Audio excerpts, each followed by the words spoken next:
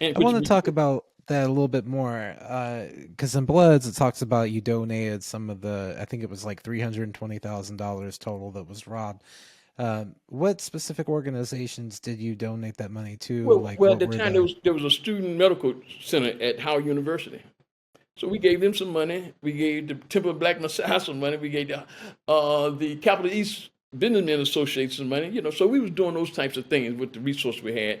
And then there was this one of the participants decided to just start throwing money anywhere. Now the places that we was giving money to, they had the wherewithal to clean up the money, right?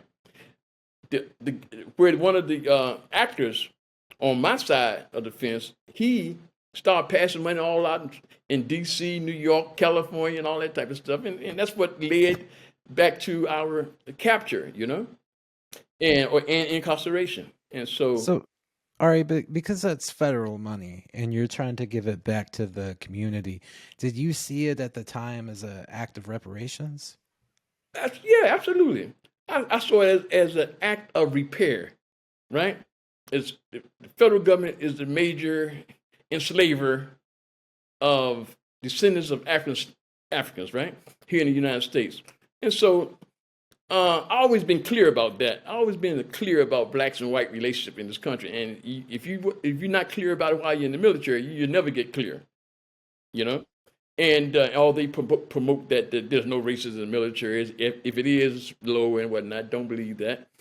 And because they developed a system around it where those below the command can still engage in those type of relationships, denying promotions, denying good jobs or in the military or what is it, MOSs and that type of thing, promotions, and so my whole thing was like, here I'm back, I'm ready to go back into the workplace now. I enrolled in school, I'm hired at the post office, and I'm socializing with people at the post office, and I come to find out what's going on, right? And so I understood what was going on. I thought that I could make it happen. I could make sure that happened. Those resources come back to our community, and I did, without putting anybody's life in danger. It just was. It was a highly notarized. It had high social community notary about the crime. It was a high public. They thought somebody else other than black folks did it, right? That's really where it went down. Because it was nobody's lives was put in danger. The guard and the driver of the truck, they said they never, feared anything.